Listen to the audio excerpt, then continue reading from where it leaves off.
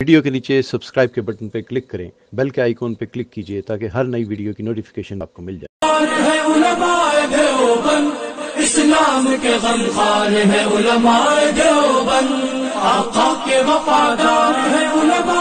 بادبانوں میں ہے، تخیل کی اونچی اڑانوں میں ہے، صدا دے رہی ہیں کتابیں جنہیں، صدا دے رہی ہیں کتابیں جنہیں، وہ بچے ابھی کارخانوں میں، وہ بچے ابھی کارخانوں میں۔ صرف اتنی دعا کے ساتھ میں باضابطہ حضرت کو التماس کروں حضرت سے کہ آرزو کے پھول کھل کر کمل ہو جائے، دل و جگر کی دعائیں قبول ہو جائیں۔ تو سامعین حضرات، یہ ہے کہ تعلیم تیرے جوہر باطن کو کھا گئی، آب حیات کی کہ تجھ کو موت آ گئی۔ اور مختصر تمہید و تعارف کے بعد ہمارے درمیان ہمارے ہر دل عزیز حضرت تشریف فرما ہے مولانا مفتی صاحب، انشاءاللہ ہمارے بزرگ بھی ہیں۔ آپ حضرات سے گزارش ہے کہ حضرت کے جو ہے بیان سے مستفیض فرمائیں۔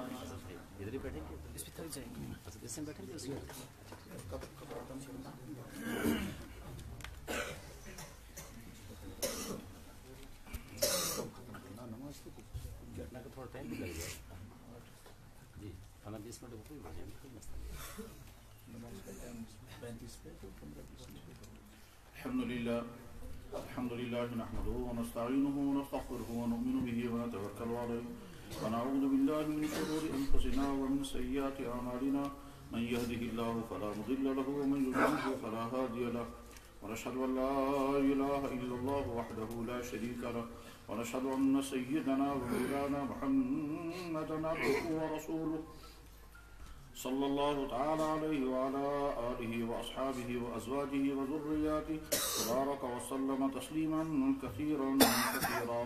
أما بعد، فقد قال الله تبارك وتعالى في كتابه العظيم: ألف لام ميم ذلك الكتاب لا ريب فيه. وقال الله تبارك وتعالى: إن هذا القرآن يهدي للتي هي أقوم.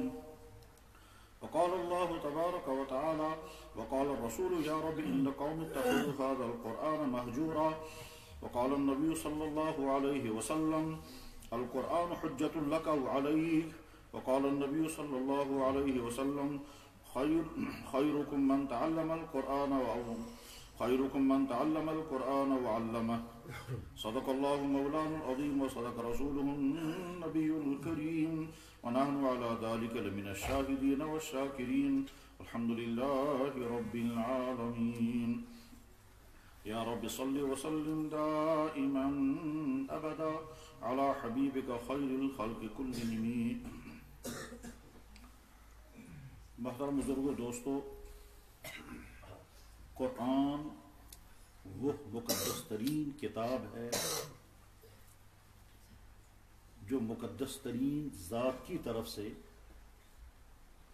مقدس ترین فرشتے کے ذریعے مقدس ترین سرزمین پر مقدس ترین مہینے میں مقدس ترین رات میں اور مقدس ترین نبی پر نازل ہوا۔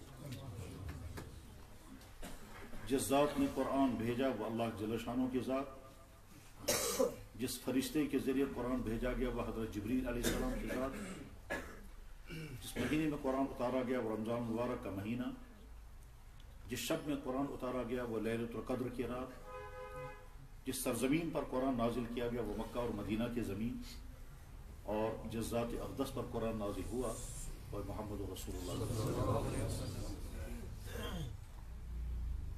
کتابیں تو اللہ نے اور بھی بھیجی،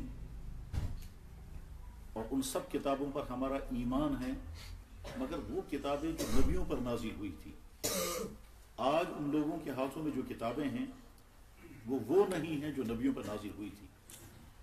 اللہ نے انسانوں کی ہدایت کے لیے تورات بھی بھیجی تھی، انجیل بھی بھیجی تھی، زبور بھی بھیجی تھی، اور ان تینوں کتابوں کو آج بائبل کہتے ہیں۔ بائبل کا ترجمہ ہے کتاب مقدس،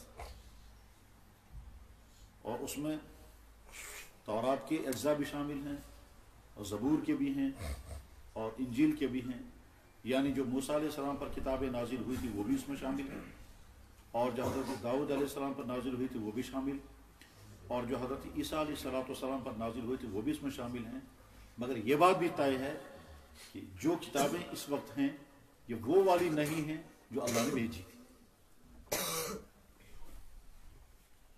تورات کے نام پر جو تورات اس وقت ہاتھوں میں ہیں کوئی گارنٹی نہیں ہے اس تورات میں کتنی آیتیں وہ ہیں جو اللہ کی بھیجی ہوئی ہیں اور کتنی آیتیں وہ ہیں جو ملاوٹ کی گئی ہیں، بدل دی گئی ہیں، تحریف کر دی گئی ہے، برد کر دی گئی ہے۔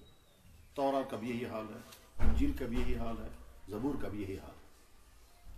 اور یہ کوئی توہین کی بات نہیں ہے، حقیقت یہی ہے۔ اور جو حضرات ان کتابوں کو اپنے دینوں کی بنیاد مانتے ہیں خود ان کے سکالر، ان کے ریسرچ کرنے والے بھی تسلیم کرتے ہیں صاحب ہمارے پاس جو یہ کتابیں ہیں یہ ان زبانوں میں نہیں ہیں جن زبانوں میں وہ کتابیں آئی تھیں۔ تورات جس زبان میں آئی تھی اس زبان میں آج تورات موجود نہیں، ان لفظوں میں موجود نہیں، وہ ورڈز موجود نہیں۔ انجیل جس زبان میں آئی تھی اس زبان میں تورات میں انجیل موجود نہیں ہے، حالانکہ اللہ نے بھیجی تھی۔ ایسا اس لیے ہوا کہ کیونکہ یہ کتابیں قیامت تک کے انسانوں کے لیے ہدایت تھی ہی نہیں۔ یہ تو اسی وقت تک تھی جب تک آخری اور ساری کائنات کا نبی آنے والا تھا، تبھی تک کی لیتی ہو۔ اسی لیے جن لوگوں کے ہاتھوں میں وہ کتابیں آئیں انہی لوگوں نے ان کتابوں کی تحریف کر دی۔ لیکن اس کے مقابلے میں قرآن کریم جو اللہ نے اتارا یہ ٹھیک اسی طرح سے محفوظ ہے، آج بھی محفوظ ہے اور قیامت تک اسی طرح سے محفوظ رہے گا، اس میں کوئی رد و بدل نہیں ہو سکے گا۔ کتنی ہی کوششیں کی جائیں، کوششیں ہوتی رہی ہیں، ابھی چند سال پہلے بھی کوشش ہوئی تھی، جتنی بھی کوششیں کی جائیں گی قرآن کو رد و بدل کرنے کی تو کامیاب نہیں ہوگی۔ ہو سکتا ہے کسی سننے والے کے ذہن میں یہ سوال ہے کہ کامیاب کیوں نہیں ہو سکتی؟ اوریجنل قرآن ختم کر دیں گے، نقلی قرآن دنیا میں پھیلائیں گے تو ختم ہو جائے گا؟ تو جواب ہے کہ اوریجنل قرآن ختم ہو اور نقلی قرآن دنیا میں لایا جائے، کوئی ایمان والا کتنا ہی کمزور سے کمزور ایمان والا کیوں نہ ہو اس نقلی قرآن کو لینے کے لیے تیار نہیں ہو۔ ابھی چند سال پہلے ایک نقلی قرآن دنیا میں لایا گیا تھا اور فرقان المبین کے نام سے کروڑوں کی تعداد میں چھپا، لیکن ایک مسلمان نے بھی اس کو ہاتھ نہیں لگایا۔ اور جو ہی پتہ چلتا تھا یہ نقلی قرآن ہے فوراً مسلمان اس کو ہاتھ چھوڑ دیتے۔ ایمان والا کتنا ہی کمزور ایمان والا کیوں نہ ہو، جو ہی اسے محسوس ہو جائے گا کہ اس قرآن میں خرد ہے، قرآن میں خرد ہے، وہ نہیں۔ مجھے اچھی طرح سے خود یاد ہے یہاں جامع مسجد کے باہر ایک کتاب بک رہی تھی، میں نے اس کو پلٹ کر کے دیکھا اور اس میں سنسکرت کے الفاظ تھے۔ وظیفے کی کتاب ہے، اوراد کی کتاب ہے، اس میں سنسکرت کے جملے لکھے ہوئے تھے۔ تو میں نے دکاندار سے کہا، میں نے کہا یہ کتاب آپ کہاں سے لائے ہو اور یہ بیچ رہے ہو یہاں؟ تو اس میں تو کچھ اور چیزیں بھی ہیں۔ اس دکاندار نے کہا نہیں یہ تو عربی میں ہے۔ تو میں اس کو دکھا، دیکھو یہ لفظ جو ہے یہ سنسکرت کا لفظ ہے اور عربی انداز میں لکھا گیا ہے اور زیر زبریں لگائی گئی اور تم یہ بیچ رہے ہو۔ اس نے کہا آج تک مجھے نہیں معلوم تھا۔ اسی وقت اس نے آگ لگا دی اسے اور پورا سٹاک جلا دیا جہاں سری نگر کی جامع مسجد کے باہر۔ تو ایمان ہوا، حالانکہ ظاہر ہے اس کا نقصان ہوا، اس میں نہ جانے کتنے ہزار کا وہ سٹاک لایا ہوگا۔ اور لیکن جو ہی اسے محسوس ہوا کہ واقعتاً یہ کتاب، مجھے معلوم ہے وہ کون سی کتب خانوں میں چھپی تھی اور اس کتب خانے کا نام کیا تھا اور وہ کون لوگ وہ کتب خانہ چلا رہے تھے، اس کا نام بھی مجھے معلوم تھا۔ کتاب کتب خانے کا نام تھا کتب خانہ اشاعت الاسلام، اور چلانے والا کچھ اور کوئی اور انسان تھا۔ اب وہ کتب خانہ آج نہیں ہے۔ بہرحال قرآن کریم اللہ کی مقدس کتاب ہے جو ٹھیک طرح سے محفوظ ہم تک چلی آ رہی ہے۔ اس قرآن کو محفوظ کرنے کے لیے اللہ نے اتنا پختہ نظام بنایا، اتنی احتیاطیں برتی کہ جتنی احتیاط سوچی بھی نہیں جا سکتی ہے۔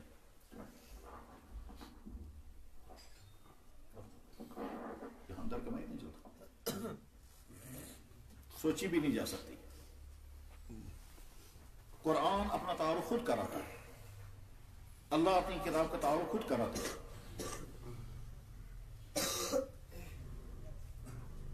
اللہ جل شانہ بار بار کہتے ہیں بابرکت ہے وہ اللہ، اس لیے جو قرآن بھیجا۔ تبارک الذی نزل الفرقان علی عبدہ لیکون للعالمین نذیرا۔ اللہ تعالیٰ خود فرماتا ہے الحمدللہ الذی انزل علی عبدہ الکتاب، تمام حمد و ثنا اس اللہ کے لیے جس نے اپنے بندے کی کتاب اتاری۔ قرآن خود کہتا ہے ذالک الکتاب لا ریب فیہ، یہ کتاب اس میں کوئی شک نہیں ہے۔ कुरान खुद कहता है हुदल लिन्नास, ये हिदायत है इंसानों के लिए। कुरान खुद अपना तारुफ कराता है। बहुत तफसील का वक्त नहीं है, इसलिए बहुत इख्तिसार के साथ चंद कुरान करीम से मुतल्लिक चंद मुंतशिर बातें इस वक्त अर्ज की जाती हैं। मगर शर्त यह है कि हम पहले अपने ख्यालात को सही कर लें। तो ख्यालात को सही करने का मतलब क्या है? ख्यालात तो सबके सही है, और ईमान वाले हैं हम, तो हमारे ख्याल गलत कैसे हो सकते हैं? तो मेरे भाई, इसके बावजूद मैं ये अर्ज करना चाहूँगा कि अपनी सोच को, अपनी नीयत को ठीक कर लें, और ठीक करने के बाद फिर ये चंद मिनट की गुफ्तगू सुने। और इससे पहले भी आपने बहुत कीमती इरशादात सुने, बच्चों की ज़ुबान से भी, हमारे उलमा की ज़ुबान से भी कीमती बयान सुने होंगे, मुफीद बातें सुनी होंगी। इस वक्त भी ये चंद बातें आपके खिदमत में अर्ज की जाएंगी, लेकिन मैं अर्ज करूँगा, हम अपनी नीयत ठीक कर लें। नीयत ठीक करने के माना क्या होते हैं?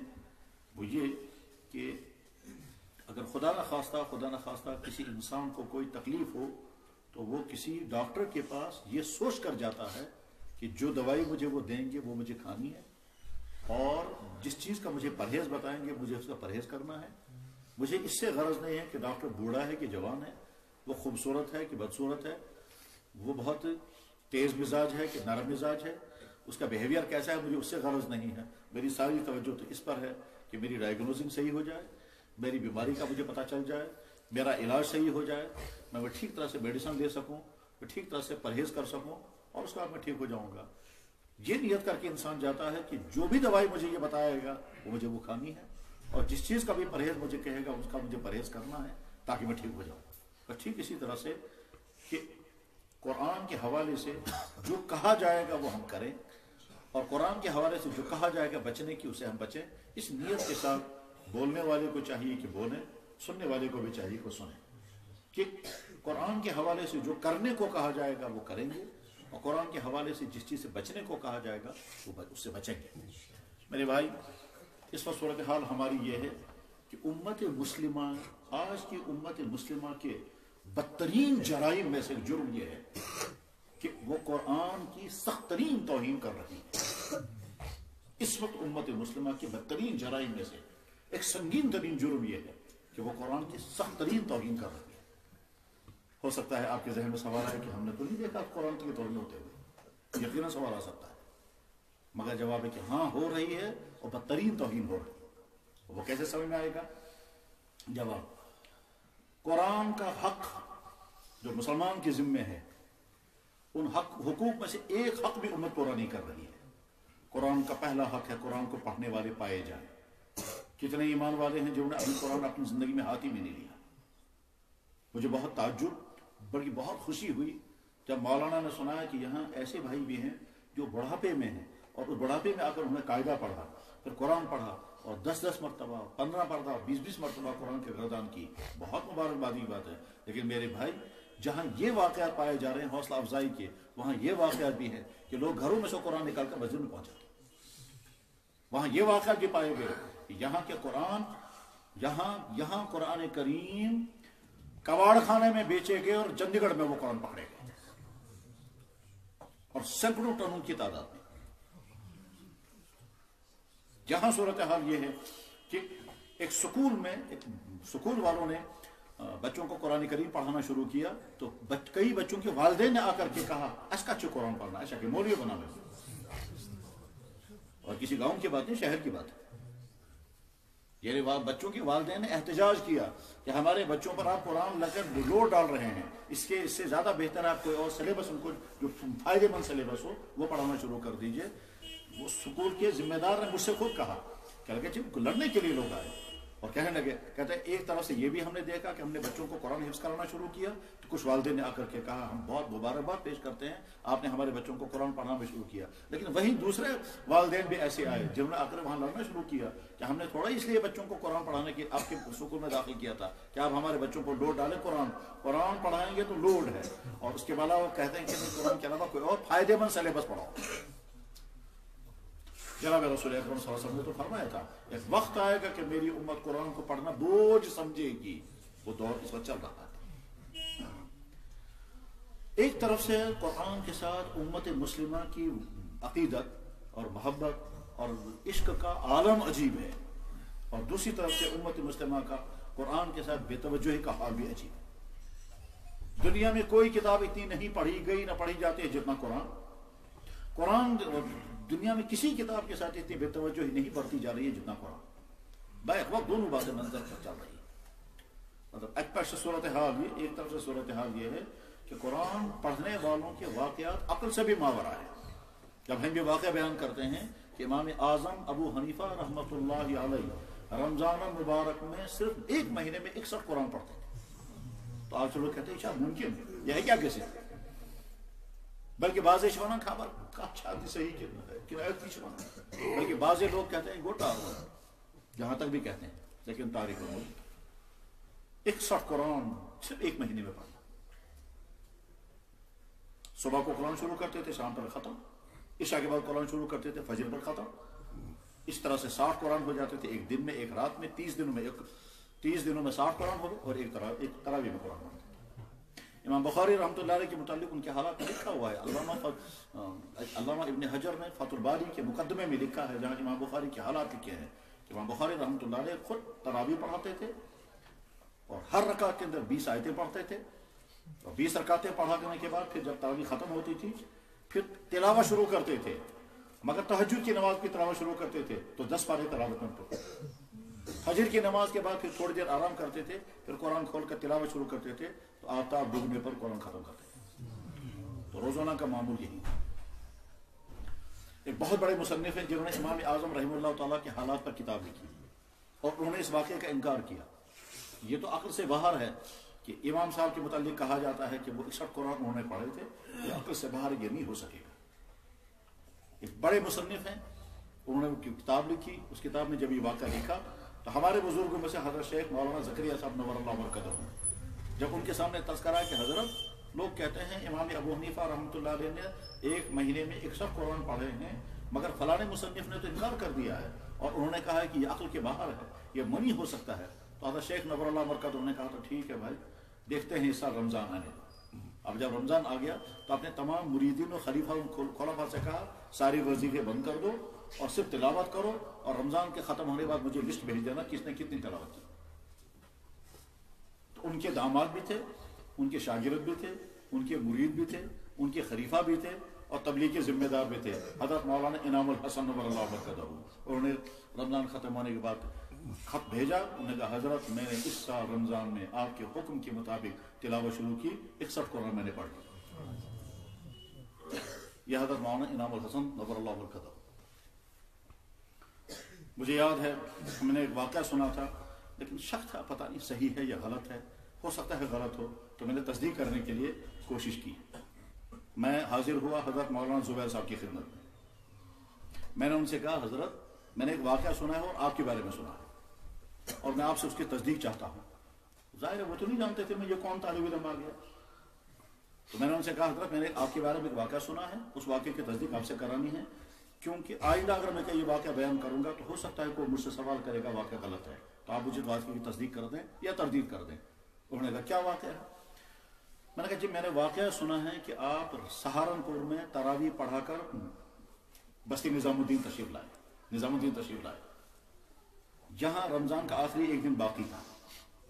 آپ کے والد محترم حضرت مولانا انعام الحسن صاحب نے فرمایا کہ مولوی زبیر تم نے قرآن ختم کر دیا تراویح میں؟ آپ نے کہا جی ہاں ختم ہو گیا۔ تو آج آخری تراویح ہے، آج کیا پڑھو گے تم تراویح میں؟ آپ نے کہا کہ جو آپ کہیں گے میں وہی پڑھوں گا، یعنی سورۃ رہی کہ عکس پار کیا؟ آپ نے ابا جان سے کہا کہ آپ جو کہیں گے میں وہی پڑھوں گا۔ ابا جان نے کہا کہ ٹھیک ہے، مسجد میں تو تراویح ہو رہی ہوگی، تو میرے کمرے میں تراویح پڑھنا شروع کر دو، الف لام میم سے شروع کر دو، پھر دیکھتے ہیں کیا ہوتا ہے۔ آپ نے تراویح شروع کی، اللہ اکبر کہہ کر کے الف لام میم پڑھنا شروع کیا۔ آپ یہ سوچتے رہے کہ جب ابا جان پیچھے تھک کر کے اللہ اکبر کریں گے تو میں رکوع کروں گا۔ آپ پڑھتے رہے یہاں تک کہ 30ویں پارے کے سورہ فلق پر پہنچ گئے، تو اس وقت آپ نے رکوع کیا ہے، اور مولانا انعام الحسن صاحب پیچھے بڑھاپے میں کھڑے تھے، اور اس کے بعد ایک رکعت ہوئی، ایک رکعت دوسری پڑھنی، اس کے لیے ایک سورت بچائی قل اعوذ برب الناس، پھر دوسری رکعت آپ نے پڑھی، اور دوسری رکعت پڑھنے کے بعد سلام پھیرنے کے بعد دیکھا کہ نظام الدین مرکز کے تمام لوگ سحری کھا چکے ہیں۔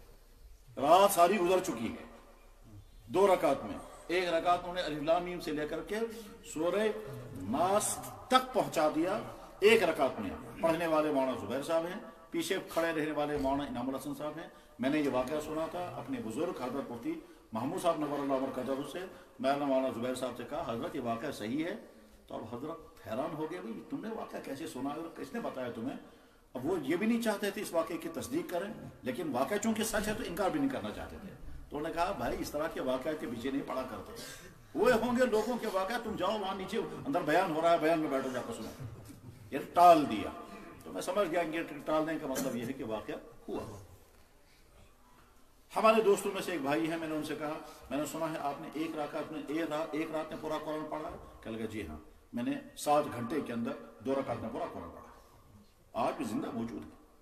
ہمارے بزرگوں میں سے گزرے حضرت مولانا یوسف بن نوری نور اللہ برکتہ, یہ شاگرد خاص تھے علامہ انور شاہ صاحب نور اللہ برکتہ کے. اور جب علامہ انور شاہ صاحب ایک مرتبہ کشمیر تشریف لائے تھے تو مولانا یوسف بن نوری ان کے ساتھ تھے. اور یہاں مولانا انور شاہ صاحب رحمۃ اللہ علیہ نے فتویٰ لکھا تھا, طلاق کا کوئی مسئلہ تھا, اس میں یہاں کی کسی عالم نے کوئی عبارت لکھی تھی. تو مولانا انور شاہ صاحب نے کہا یہ کتاب 25 سال پہلے میں نے پڑھی ہے, اس کتاب میں یہ عبارت نہیں ہے. یہاں کے کسی عالم نے کوئی فتویٰ لکھا تھا, اس فتوے میں کسی عبارت کسی کتاب کا حوالہ لکھا ہے.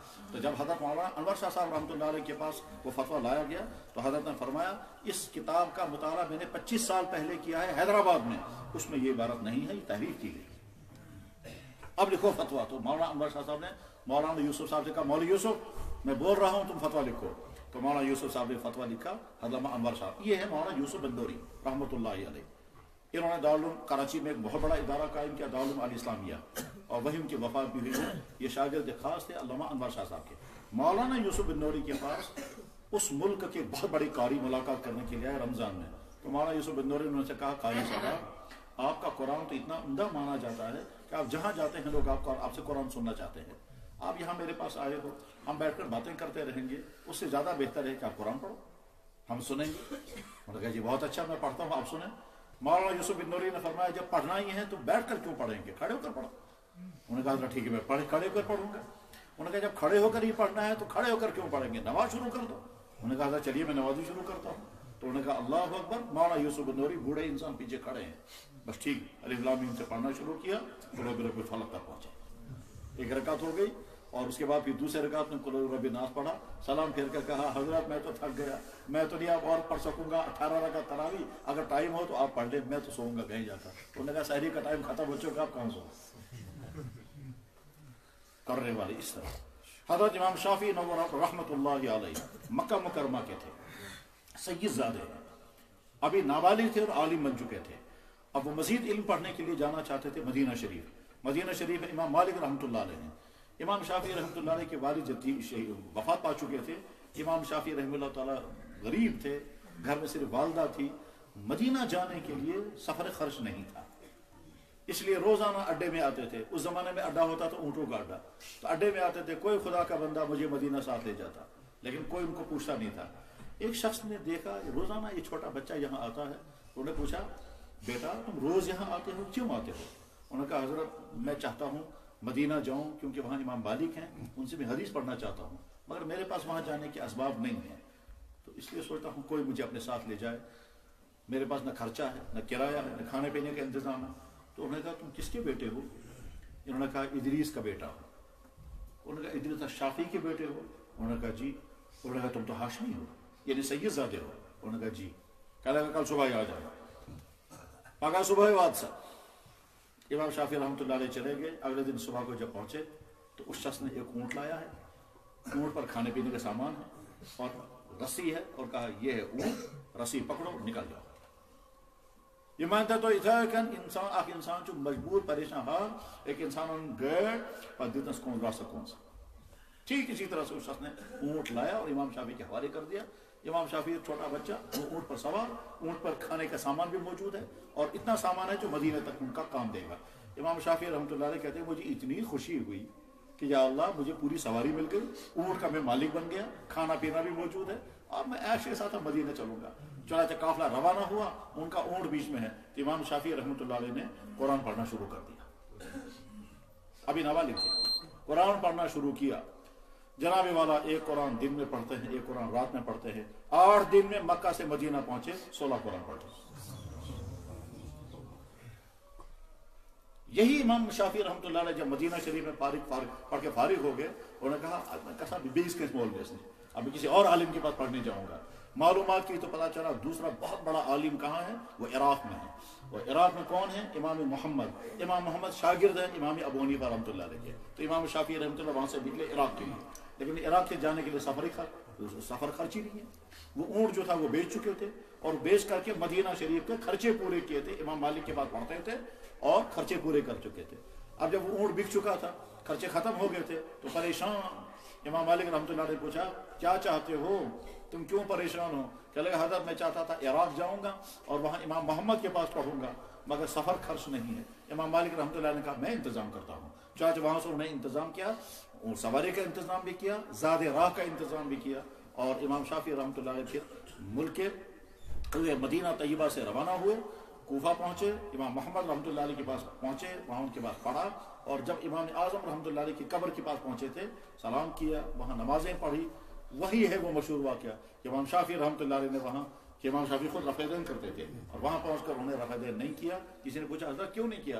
कह लगे जो कब्र वाला है इसका इज्तिहाद ये है कि रफ़ेदैन मनसूख हो चुका है, मेरा इज्तिहाद ये है कि रफ़ेदैन अभी बाकी है। मैंने आज अपने इज्तिहाद को छोड़कर इसकी इज्तिहाद पर अमल किया। बहरहाल इमाम शाफी रहमतुल्लाह अलैह ने कुरान कितना पढ़ा। फिर उसके बाद इमाम शाफी रहमतुल्लाह अलैह वहाँ से मक्का आए, फिर मक्का मुकर्रमा से मिस्र चले गए। ये सारी जिंदगी मिस्र में गुजारी और मिस्र में ही उनकी वफात हुई है। इसलिए मिस्र में तमाम के तमाम शाफी मसलक के लोग थे।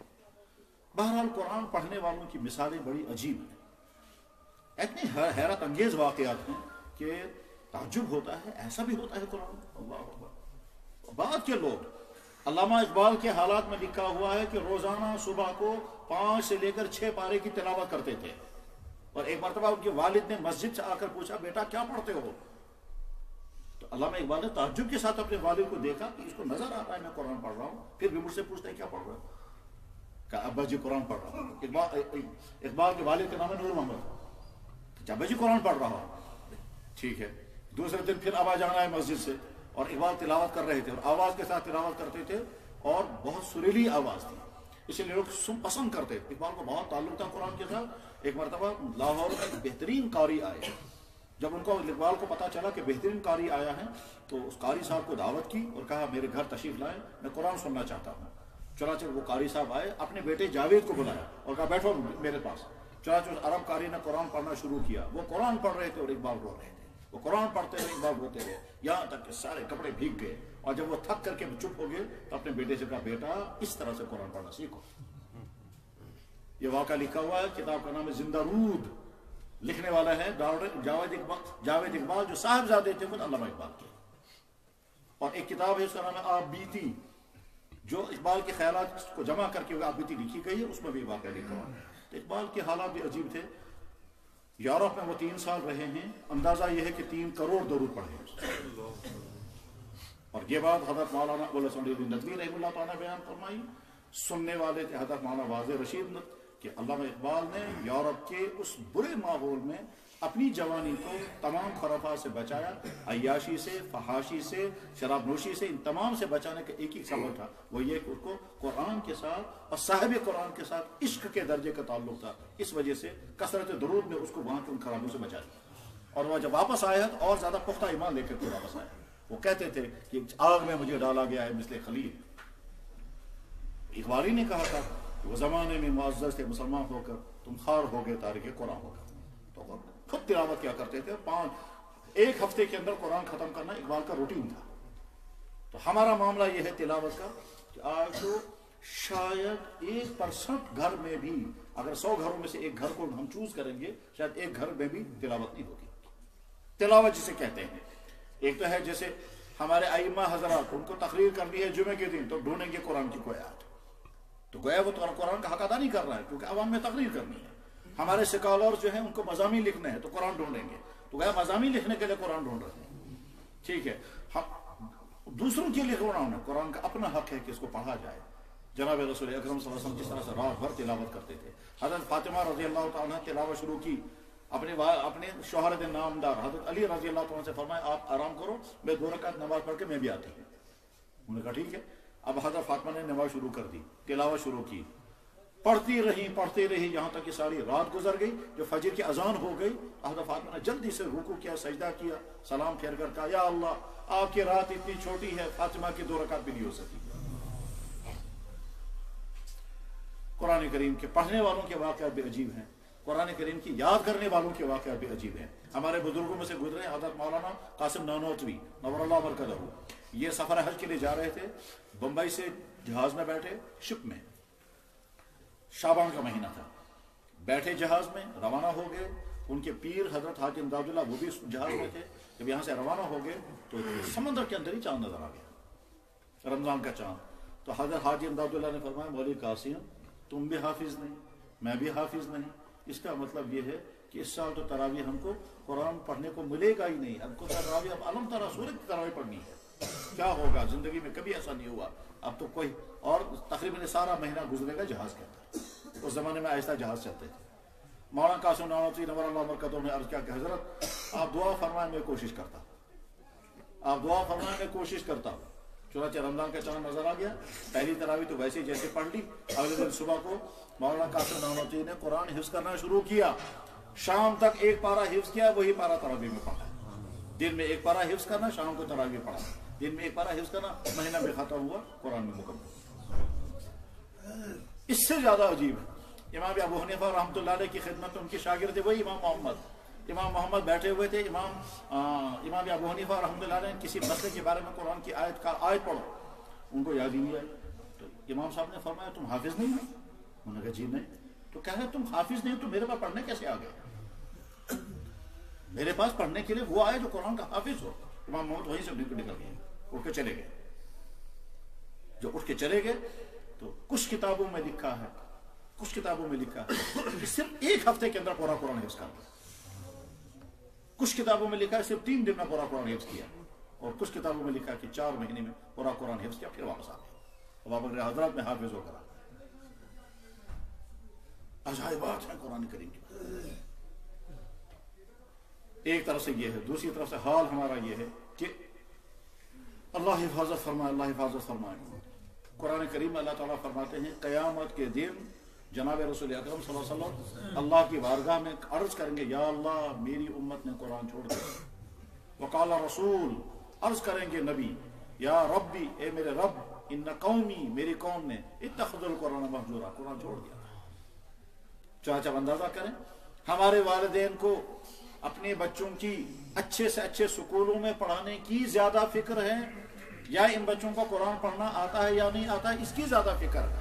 ہم اپنی سوسائٹی سے واقف ہیں، ہم اپنی سوسائٹی میں رہتے ہیں، ہم اپنے والدین کی شفقتوں کو بھی جانتے ہیں. کیا یہ صورتحال یہ نہیں ہے کہ اس وقت اکثر مسلمانوں کا حال یہ ہے کہ ان کو بہت فکر ہے ہمارا بچہ اچھے سے اچھے سکول میں پڑھنا چاہیے، قابل سے قابل بننا چاہیے.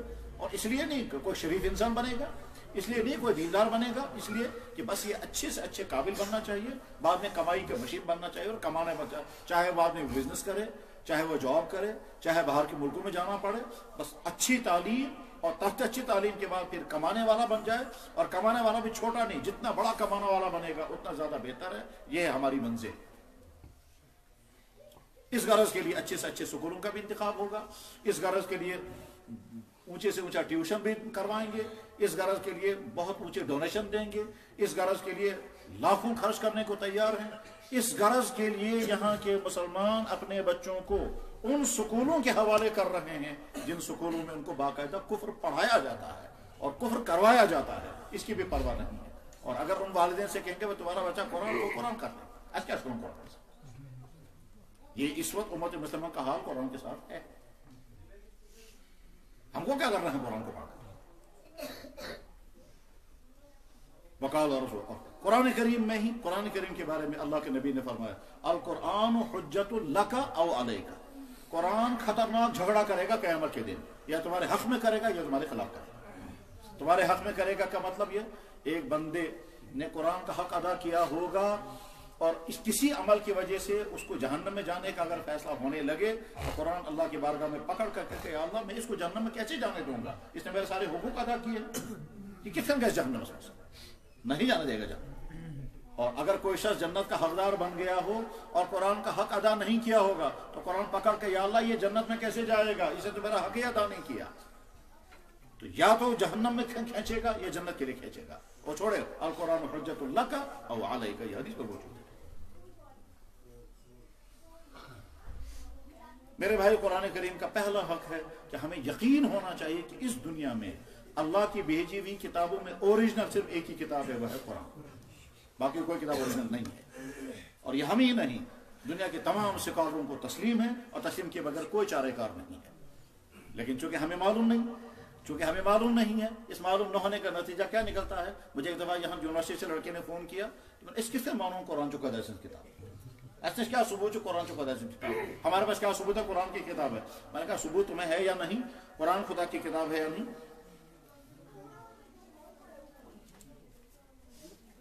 ہمیں کیسے معلوم ہے, ہمیں کیسے معلوم ہوگا کہ قرآن خدا کی کتاب ہے. میں نے کہا قرآن معلوم ہوگا یا نہیں ہوگا, البتہ یہ بات طے ہے کہ تمہیں کچھ بھی معلوم نہیں ہے, اس لیے تمہارا یہ سوال آ رہا ہے.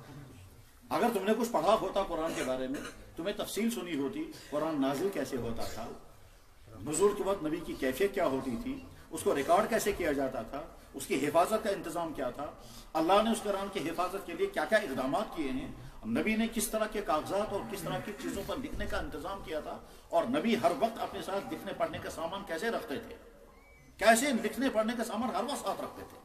یہاں تک کہ ہجرت کا سفر جب ہو رہا تھا, ہجرت کا سفر, اس وقت آپ کے پاس لکھنے پڑھنے کا سامان موجود تھا, کاغذ اور قلم موجود تھا. کاغذ اس زمانے میں نہیں ہوتا تھا, اس زمانے میں چمڑے پر لکھا جاتا تھا. تو غرض یہ کہ اس وقت مسلمان کا حال یہ ہے, اس کو شک ہو گیا پتہ نہیں قرآن خدا کی کتاب ہے بھی یا نہیں. اور اگر میرے بھائی, میں بیچ میں واقعہ عرض کر رہا تھا, کسی میرے بھائی نے یہ یاد دلایا, بہت اچھا جزاکم اللہ, کہ علامہ اقبال جب وہ تلاوت کرتے تھے روزانہ, تو ان کے والد نے آ کر کے پوچھا بیٹا کیا پڑھتے ہو, انہوں نے کہا بھائی قرآن کی تلاوت کر رہا ہوں. دوسرے دن آ کر پھر پوچھا بیٹا کیا پڑھ رہے ہو, کہنے لگا جی قرآن کی تلاوت کر رہا ہوں. پھر تعجب کے ساتھ بیٹے نے کہا ابا جان آپ کو معلوم ہے یہ قرآن میں پڑھ رہا ہوں, آپ روز کیوں پوچھتے ہو. تو ابا جان نے کہا ہاں بیٹا, میں نے ایک اہم بات کی وجہ سے تم سے یہ روزانہ سوال کیا, اور میں اس انتظار میں تھا تم وہیں سے پوچھو گے. اچھا کیا تم نے پوچھا, قرآن اس طرح سے پڑھو کہ تمہیں لگے قرآن تم پر نازل ہو رہا ہے, اس کے بعد پھر تمہیں قرآن پڑھنے کا فائدہ نظر آئے گا. اسی بات کو علامہ اقبال نے بعد میں کہا تھا, تیرے ضمیر پر جب تک نو نزول کتاب, گرا کشا ہے راضی نہ صاحب کشاف. یعنی تم یہ سمجھو. چنانچہ ابھی کچھ دنوں پہلے میں نے اسلام قبول کرنے کے والوں کے واقعات یہ پڑھنے چاہیے. جو لوگ اسلام قبول کرتے ہیں ان کے واقعات پڑھنے چاہیے, ان سے ملنا چاہیے, ان کے حالات سننے چاہیے. اس سے بھی کبھی کبھی اپنے اسلام پر جمے رہنے کی ہمت پیدا ہوتی ہے, ایمان میں پختگی آتی ہے. ابھی کچھ دنوں پہلے میرے بھائی نے مجھے فون کیا, کیا لگا جی میں پہلے کچھ اور تھا, آج میں محسن ہوں. میں پہلے کچھ اور تھا, آج میں محسن ہوں.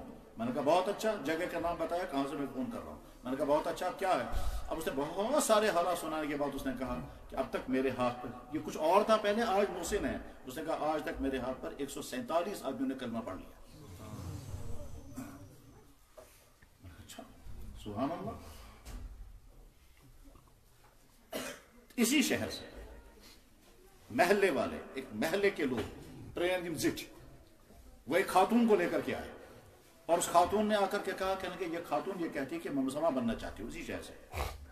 جب اسے پوچھا گیا بھائی کیوں, اس نے کہا جی مجھے اذان اتنی اچھی لگتی ہے, 16 سال ہو گئے مجھے, میں رات کو الارم لگا کے رکھتی ہوں تاکہ فجر کی اذان سنوں, اور جو ہی الارم بجتی ہے میں سیدھے اوپر چڑھ جاتی ہوں کہ چاروں طرف سے مجھے اذانیں سنائی دیتی ہیں. اتنا مجھے سرور آتا ہے, اور اس کے بعد میں نے طے کر لیا کہ میں مسلمان بنوں گی, لیکن آگے میرا مسئلہ ہے میں جاؤں گی کہاں پہ. اور جس دن یہ واقعہ وہ پیش آیا تھا, جس دن وہ یہ واقعہ سنا رہی تھی میں مسلمان بننے, اسی دن دردناک واقعہ دوسرا یہ پیش آ گیا کہ گاؤں کے لوگ آئے, اور گاؤں کے لوگوں نے آ کر کے کہا کہ جی ہم ایک جگہ مسجد بنانا چاہتے ہیں, مگر پڑوسی آدمی کہتا ہے بدھمون مسجد بنانا. وجہ دبا بگاستان بانگ سے ڈسٹرب. جس دن یہ واقعہ ہوا اسی دن وہ واقعہ ہوا. اس گھر کو بھی میں نے دیکھا ہے, جو وہ گھر والا کہہ رہا تھا بگاس بانگ سے ڈسٹرب, میں نے خود اس گھر کو دیکھا ہے. بگاس بانگ سے ڈسٹرب فجر بانگ گل تو پھر مگر نظر خراب. اسے بول 3-4 سال تک اس نے مسجد نہیں بنانے دی. بعد میں کچھ حالات ایسے آ گئے جو بیچارہ گھبرا گیا. میں کیسے ڈکلیئر کریں کہتا ہوں کرسچن بنے ہوں تو اس لیے گھبرا گیا.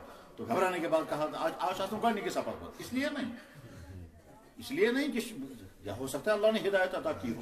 میرے بھائی قرآن کریم کا علامہ اقبال نے کہا تھا تیرے ضمیر پر جب تک نہ ہو نزول کتاب، واقعات پڑھنے چاہیے۔ میں تمہیں واقعہ سنا رہا تھا کہ میں نے ابھی کچھ دنوں پہلے ایک انگریز کا واقعہ پڑھا۔ اس انگریز کے واقعے اس سے پوچھا گیا کہ آپ مسلمان ہو گئے؟ کہنے لگا جی ہاں۔ کیسے مسلمان ہو گئے؟ کہنے لگا میں سنتا رہتا تھا قرآن قرآن ہولی بک، قرآن ہولی بک، تو میں نے سوچا میں دیکھوں کہ ہے کیا اس میں۔ تو میں نے ایک صاحب سے کہا کہ مجھے قرآن مل سکتا ہے؟ انہوں نے کہا ہاں ٹھیک ہے، کون سی لینگویج میں؟ اس نے کہا فرینچ میں۔ تو میں نے فرینچ کو قرآن کا ترجمہ دیا۔ دلچسپ، فرانسیسی زبان میں سب سے بہترین ترجمہ کرنے والا حیدرآباد کے تھے ڈاکٹر حمید اللہ۔ فرانسیسی زبان میں تقریباً 300 ترجمے کیے، لیکن سب سے بہترین ترجمہ کرنے والا کون تھا؟ یہاں حیدرآباد کے رہنے والے تھے ڈاکٹر حمید اللہ، اور انہوں نے ساری زندگی گزاری فرانس میں، اور ہزاروں لوگوں کو اس نے کلمہ پڑھایا۔ اس نے سب سے بہترین ترجمہ قرآن کا کیا فرانسیسی لینگویج میں، اور وہی ترجمہ سعودیہ میں تقسیم ہوتا ہے کہ فرانسیسی لوگوں میں قرآن کا ترجمہ تقسیم کیا جاتا ہے۔ تو خیر فرانسیسی لینگویج کا ترجمہ اسے دیا گیا، اس انگریز نے پڑھا، 3 دن کے بعد آ کر کے کہتا ہے جی آپ کو کیا لگا؟ کیا مجھے یہ بتایا گیا تھا کہ تم قرآن کو پڑھنا اس طرح سے کہ تمہیں لگے قرآن تم سے بات کر رہا ہے۔ میں نے کہا میں نے قرآن کو اسی نیت سے پڑھنا شروع کیا، لیکن پڑھتے پڑھتے مجھے لگا یہ کہ قرآن مجھے پڑھ رہا ہے۔ اس نے کہا اس کا مطلب کیا ہے؟ کہا اس کا مطلب یہ ہے کہ میں جب قرآن کو تلاوت کرتا تھا تو مجھے ایک ایک آیت کہتی تھی، اللہ مجھ سے کہتے تھے میں نے تجھے ایسا بنایا ہے مگر تو ایسا بن گیا، میں نے تجھے ایسا بنایا تو ایسا بن گیا۔ یعنی مجھے لگتا تھا اللہ تعالیٰ مجھے کہتے ہیں میں نے تجھے اس طرح پیدا کیا تو کافر بن گیا، میں نے تجھے ایسا بنایا ہے تو مشرک ہے، تو میں نے تجھے ایسا بنایا تھا تو ناشکرا ہے، میں نے تجھے ایسا بنایا تو ظالم ہے، میں نے تجھے ایسا بنایا تو میری نعمتوں کے ناقدری کرتا ہے، میں نے تجھے ایسا بنایا ہے تو بدکاریوں میں ڈوبا ہوا ہے، میں نے تجھے ایسا بنایا ہے تو شراب پیتا ہے، میں نے تجھے ایسا بنایا ہے تو بدکاریاں کرتا ہے۔ کہا میرا جو تو مجھے پڑھ رہا تھا قرآن اور مجھے میری خوبیاں بھی بتا رہا تھا، میری کامیابی۔ اس کے بعد اس انگریز سے پوچھا پھر کیا ہوا؟ کہنے لگا بس اس قرآن نے مجھے صاف صاف کہا جلدی مسلمان بنو، تو میں قرآن کی وجہ سے میں مسلمان بن گیا، قرآن ہی نے مجھے مسلمان بنایا، مجھے کسی انسان نے دعوت نہیں دی۔ میرے بھائی قرآن کے ساتھ ہمارا معاملہ بے انتہا نازک ہے۔ قرآن کا پہلا حق یہ ہے کہ ہر ایمان والا یقین رکھے کہ قرآن اللہ کی کتاب ہے، اس میں کوئی شک نہیں، کوئی ڈاؤٹ نہیں، کوئی ملاوٹ نہیں، کوئی خرد برد نہیں۔ خرد برد کا تو سوال ہی نہیں پیدا ہوتا۔ عوام کے مجمع میں یہ بات سمجھانا مشکل ہے، علماء کے مجمع میں یہ بات سمجھائی جاتی ہے کہ قرآن کریم کی کچھ آیتیں عربی گرامر کے اصولوں کے خلاف ہوتی ہیں۔ ٹھیک، وہاں گرامر کا تقاضا یہ ہے کہ آیت کو ایسے کرو، جواب آتا ہے گرامر والوں کا گرامر اپنی جگہ، قرآن ایسا ہی رہے گا۔ تمہارے گرامر کے فارمولے تمہیں مبارک، قرآن میں تبدیلی نہیں ہو سکتی، کیونکہ گرامر انسانوں کا بنایا ہوا ہے۔ گرامر کے لینگویج کسی زبان کا گرامر اور فارمولے جو ہے وہ انسان بناتے ہیں، تو تم نے اپنے گرامر کے فارمولے بنائی، تمہارے یہاں قرآن ایسا ہی رہے گا۔ اگر ہمیں قرآن کی تبدیلی کرنی ہوتی تو پھر وہ آیتیں کہ جو گرامر سے ٹکراتی ہیں ہم آیتوں کو چینج کر دیتے، مگر نہیں، قرآن جہاں جیسا ہے ویسا ہی رہے گا۔ قرآن کا جو لفظ جس طرح سے اس کو اسی طرح سے پڑھنا ہوگا، اس میں کوئی، اسی لیے ہمیں پورا اطمینان رہتا ہے جب ہم پڑھتے ہیں الحمدللہ رب العالمین، اس یقین کے ساتھ کہ حضرت جبرائیل نے جب جناب رسول اکرم صلی اللہ علیہ وسلم کو یہ سنایا ہوگا تو ٹھیک اسی طرح سے انہوں نے پڑھا ہوگا الحمدللہ، اور اللہ کے نبی نے جب نماز پڑھائی ہوگی اسی طرح سے انہوں نے بھی پڑھا ہوگا۔ ان کے پڑھنے میں ان کی تاثیر بہت زیادہ ہوگی، اس میں کوئی شک نہیں، مگر زیر زبریں بالکل جو کہ تو، اس میں کہیں کوئی تبدیلی نہیں، اور صحابہ نے اس کو اسی طرح سے لیا، اور ہوتے ہوتے قرآن ہم تک پہنچا۔ اسی لیے ہمیں نہ کہیں شک ہے نہ کوئی۔ ہم اگر الحمد پڑھتے ہیں، اللہ کے نبی نے الحمد پڑھا، ہم اگر رب العالمین پڑھتے ہیں، اللہ کے نبی نے بھی رب العالمین پڑھا، ہم اگر ایاک نعبد پڑھتے ہیں، انہوں نے بھی یہی پڑھا، کیونکہ الفاظ یہی ہیں، اس میں کوئی چینج نہیں ہوئی، کوئی تبدیلی نہیں ہوئی ہے۔ اللہ اگر باقی کسی قوم سے کہیں گے تم ورڈز آف گاڈ، اللہ کے الفاظ، ہمارے پاس تو نہیں ہے، یہ صرف مسلمانوں کے پاس ہے، یہ دولت یہ نعمت صرف مسلمان کے پاس ہیں کہ تمہارے پاس الفاظ وہ ہیں جو اللہ کے، جو لوح محفوظ میں لکھے ہوئے ہیں، جو جبرائیل نے اتارے ہیں، اور جبرائیل نے آ کر حضور کو سنائے، اور حضور نے یاد کیے، پھر صحابہ کو یاد کرائے، پھر لکھوائے، پھر صحابہ نے اگلوں کو، اور ایسے سے واقع اللہ ہوگا۔ امام بخاری کے استاد کا نام ہے حفص، امام بخاری کے استاد کا نام ہے حفص۔ امام بخاری بہت استاد ہیں، جیسے عبداللہ بن یوسف ہے، یحییٰ بن بکیر ہیں، محمد بن عرارہ ہیں، اسی طرح سے ان کے ایک استاد ہیں حفص۔ حفص کہتے ہیں کہ میرے والد غیاث تھے، غیاث نے مجھ سے کہا کہ بیٹا میں نے تجھے قرآن پڑھایا ہے نا، تو ہم آخری سبق مینا میں پڑھیں گے. کیوں مینا میں پڑھیں گے؟ جناب رسول اکرم صلی اللہ علیہ وسلم مینا میں ہیں، حج کا زمانہ ہے، حضور غار میں ہیں. اس غار کے اندر سورہ مرسلات نازل ہوئی. حضرت جبریل آئے وہاں، والمرسلات عرفا العاصفات عصفا. اب جب حضرت جبریل نے حضور کو سنائی تو جناب رسول اکرم صلی اللہ علیہ وسلم نے اسی غار میں بیٹھ کر کہ یہ صورت حضرت عبداللہ بن مسعود کو یاد کرائی، اور عبداللہ بن مسعود نے اسی غار میں بیٹھ کر یہ صورت یاد کی. عبداللہ بن مسعود رضی اللہ عنہ نے اپنے شاگرد کو کہا تجھے یہ صورت میں اسی غار میں پڑھا ہوگا. چنانچہ اپنے شاگرد علقمہ اور اسود کو لے کر گیا، اسی غار میں وہ صورت پڑھائی. علقمہ اور اسود نے اپنے شاگردوں کو وہ صورت اسی غار میں لے جا کر پڑھائی. تو امام بخاری کے استاد حفص وہ کہتے ہیں میرے والد نے کہا بیٹا اب تک تو مجھے میرے استادوں نے وہیں اسی غار میں، تجھے بھی اسی غار میں پڑھاؤں گا. یہ صورت جس غار میں یہ صورت نازل ہوئی ہے وہی لے جا کر تجھے پڑھاؤں گا. امام بخاری رحمۃ اللہ علیہ کہتے ہیں میں تو اس سے محروم رہا کہ کاش اگر میں نے اس سے پہلے قرآن نہ پڑھا ہوتا، میں بھی اپنے استاد عمر سے کہتا کہ حفص سے کہتا کہ میں وہیں چلوں گا اور اسی غار کے اندر وہ صورت. آج وہ غار وہاں مدینہ وہاں مینا میں نہیں ہے. اس طرح سے ایک ایک چیز کی حفاظت امت نے کی ہے کہ ہم اسی جگہ جا کر اللہ اکبر. اور تھوڑی دیر کے لیے تصور کریں اگر کبھی مکہ مکرمہ جانے کی توفیق مل جائے، اللہ پہنچائے، اللہ سب کو بار بار پہنچائے، پھر آپ غار ہرا پر چڑھے اور غار ہرا پر چڑھ کر اس پتھر پر بیٹھے جس پتھر کے نیچے حضور تشریف فرما ہوتے تھے، اور جس پتھر کے نیچے آپ نے، جس غار کے اندر آپ نے 5 سال گزارے اور 5 سال وہیں بیٹھے رہے. کیا کرتے تھے وہاں بیٹھ کر؟ تنگ نہیں آئے. کیا کھاتے تھے، کیا پیتے تھے؟ وہاں نہ کوئی وہاں دلچسپی کی کوئی چیز نہیں، کوئی پتہ نہیں، کوئی درخت نہیں، کوئی پرندہ نہیں، کوئی نالا نہیں، کچھ نہیں.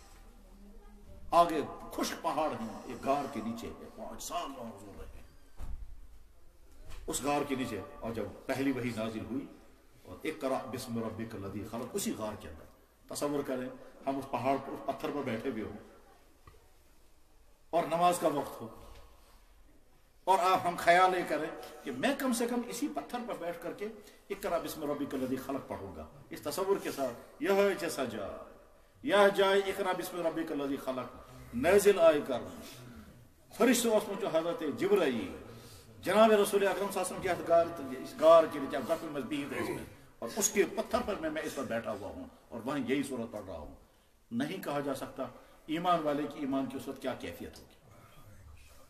سوچ میں اس جگہ ہوں، غار کے نیچے حضور تھے، حضرت جبریل یہیں آئے تھے، اقرأ بسم ربک الذی یہی نازل ہوئی تھی.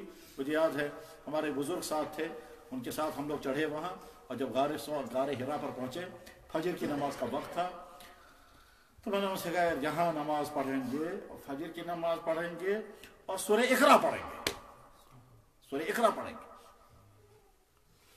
اور جب فجر کی نماز پڑھی اور سورہ اقرأ کی تلاوت ہوئی اور اس وقت خیال آتا رہا کہ حضور اسی غار کے نیچے بیٹھے، اسی غار کے نیچے حضور بیٹھے تھے.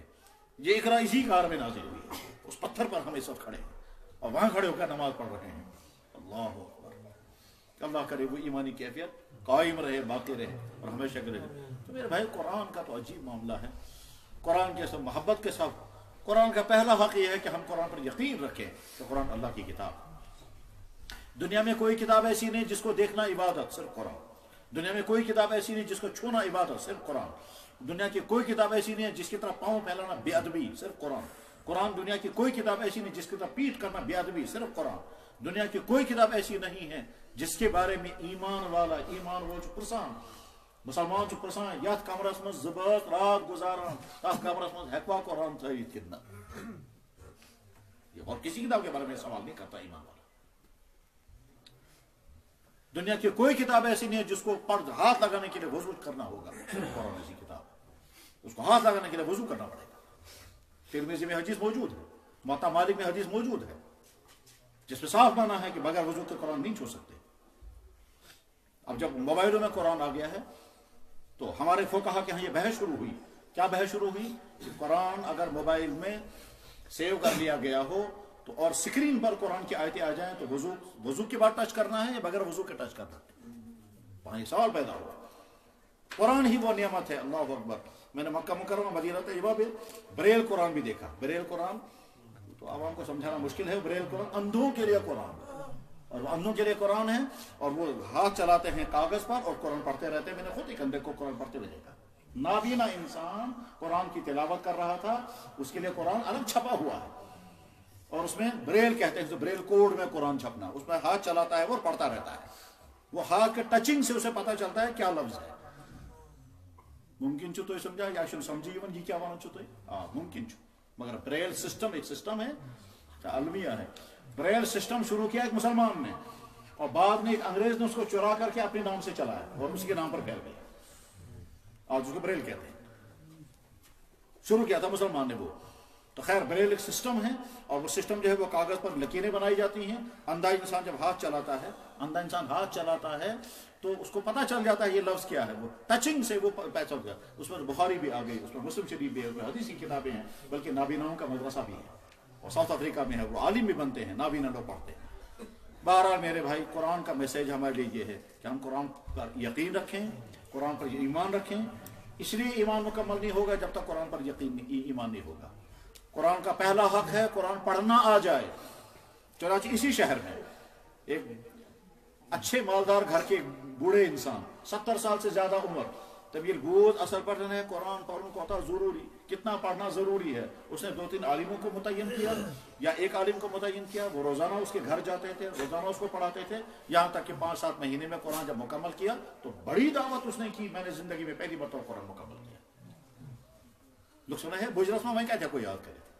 اسی طرح سے جب مولانا نے مجھے سنا یہاں اتنے بھائیوں نے قرآن کریم اس طرح سے پڑھا، نورانی قاعدے سے شروع کیا، اور اس کے بعد پھر ہم نے ختم کیا، اور 10 ختم کیے ہیں. انتہائی حوصلہ افزائی مبارکبادی کی بات ہے. قرآن کا پہلا حق ہے قرآن پڑھنا آ جائے. میرے بھائی جو اچھی طرح سے یہ میسیج دے کر کے جاؤ، اپنے بچوں کو قرآن پڑھاؤ. اس باپ سے زیادہ ظالم کوئی نہیں ہے جو اپنے بچے کو ہر قسم کی مضامین پڑھانے کو تیار ہے لیکن اس کو اسلام کی کوئی چیز سکھانے کے لیے تیار نہیں. وہ ظالم ترین شخص ہے اپنی اس اولاد کے بارے میں. گویا وہ یہ کہنا چاہتا ہے کہ میرا بچہ کمائی کی فیکٹری بن جائے، مجھے کما کر کے دے، چاہے حلال کمائے حرام کمائے، وہ جسے غرض نہیں کہ مسلمان روزتن یا موت روزتن، وہ جسے غرض نہیں ہے. اور ایسا ہوگا کیونکہ ٹریفک دونوں طرف سے چل رہا ہے. اسلام سے محبت کرنے والے بھی ہیں، بڑھتے جائیں گے، اور اسلام سے نفرت کرنے والے بھی، اور منافق بھی رہیں گے. بے شمار انسانوں کا حال یہ ہے، وہ سمجھتے ہیں ہم مسلمان ہیں، ان کے پاس ایمان نہیں ہے. وَمِنَ النَّاسِ مَن يَقُولُ آمَنَّا بِاللَّهِ وَبِالْيَوْمِ الْآخِرِ وَهُم مُؤْمِنُونَ. ایک دفتر میں ایک افسر اگر یہ کہتا ہے اسلام کو غیر تھا، وہ یہ کہہ درست مسلمان.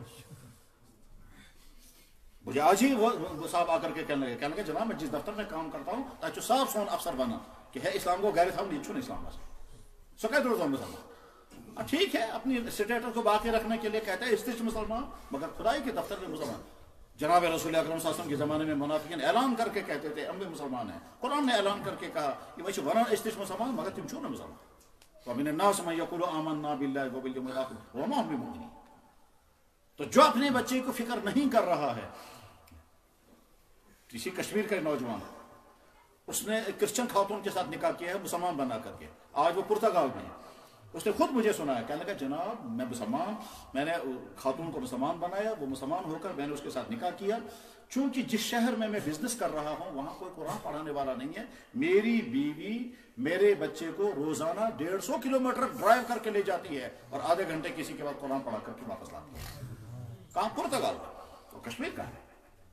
وہ بچہ بھی مجھے دکھایا، وہ لے کر کے ایک دفعہ وہ عورت بھی آئی، وہ پتہ نہیں کون سی زبان بولتی تھی، وہ نہ عربی نہ اردو نہ فارسی نہ انگریزی، وہ کوئی اور ہی زبان تھی، اس لیے ہم سے تو کوئی بات نہیں ہو سکتی تھی. البتہ وہ شوہر سے کہتی تھی، شوہر سوال کرتا تھا. اور عجیب بات یہ ہے شوہر اتنا مضبوط مسلمان نہیں جتنی بیوی مضبوط. مطلب دلچسپ مثال میں سناتا ہوں. شوہر نے فون کر کے کہا کہ جناب امس مول سہ بیمار، جس میں خانداری مول امسن کرسچن سہ بیمار، یہ ونان اس گھو نا توتان خبر یوتان اسلام اجازت دی. اگر اسلام اجازت دی اس گھو خبر، اگر اسلام چھن دِوان اجازت مرتن بہ گھس نہ کر. وۄنۍ کیٛاہ چھُ پرٛژھُن؟ دوٚپُن ہے أمِس چھا اجازت؟ بہٕ دوٚپُس تُہۍ کیٛاہ وَنان یہِ؟ قرآنَس منٛز چھُ وَبِالوالِدَینِ احسان، لہذا ضروٗر گٔژھِو خبرٕ، بلکہ تیٖژ خدمت کٔرِو تٔمِس سُہ گوٚژھ مُسلمان بنُن. ٹھیک. اس کے بعد کہتا ہے ترٛیٚیِم سوال ہے بڑا ضروری. میں دوٚپ وَن سا. تیسرا سوال کیا پوچھتا ہے وہ؟ کہنے لگے جناب اس کا باپ ہے بلینر، بلینر یا ملینر، خون پر بات ہو رہی ہے. میں نے کہا ٹھیک. کہنے لگا جب وہ مرے گا اس کی پراپرٹی اسی کو ملے گی کیونکہ یہ اکیلی بیٹی ہے اس کی. ادھر سے ہم نے سنا ہے شاید اسلام میں یہ جائز نہیں. اب اگر وہ مرے گا تو اس کی پراپرٹی لینے کے اس کو حق ہے یا نہیں؟ اتھی مشو بنا. میں نے اسے کہا تھا فی الحال لے لیں گے بعد میں توبہ کریں گے مگر یہ کہتی ہے اگر اسلام نہیں دے گا تو ہم نہیں لیں گے. تو کسن ایمان چ مضبوط. جس خاتون کا یہ واقعہ بتا رہا ہے یہ آدمی مجھے اس کے بعد 10 مرتبہ ملا. وہ جب بھی کشمیر آتا ہے ملاقات ضرور کرتا ہے. ایک مرتبہ اپنی بیوی کو لے کر آیا. وہ بیوی بھی آگے ملاقات ظاہر انگریز عورت پرتگال کی عورت ہے. کہا یہ وہ عورت جو میرے بچے کو 150 کلومیٹر دور روزانہ ڈرائیو کر کے لے جاتی ہے. تو آدھا گھنٹہ کہتے ہیں میں مسلمان بنی ہوں تو کچھ بھی مسلمان نہیں, میں صحیح مسلمان بننا چاہتی ہوں. میں چاہتی ہوں ہم سے زیادہ اچھا ہمارا بچہ مسلمان بنے. میرے بھائی کرنے والے وہاں کیا کر رہے ہیں اور یہاں بیٹھ کر کے ہمارا حال کیا ہے. اسلام سکولوں میں پڑھنے سے نہیں روکتا. اسلام اچھے سکولوں میں اپنے بچوں کو پڑھانے سے منع نہیں کرتا.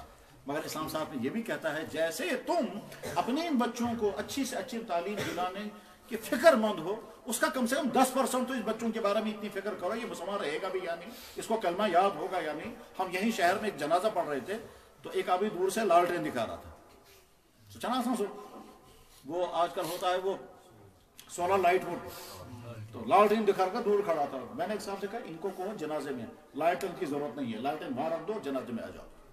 یہ آدمی کہتا ہے یہ شمس نچو جب اس جناز چھپا رہا ہوں امس نچو یہ جناز پریوہس پور جناز پڑھنے بعد میں نے کہا آپ نے جنازہ کیوں نہیں پڑھا.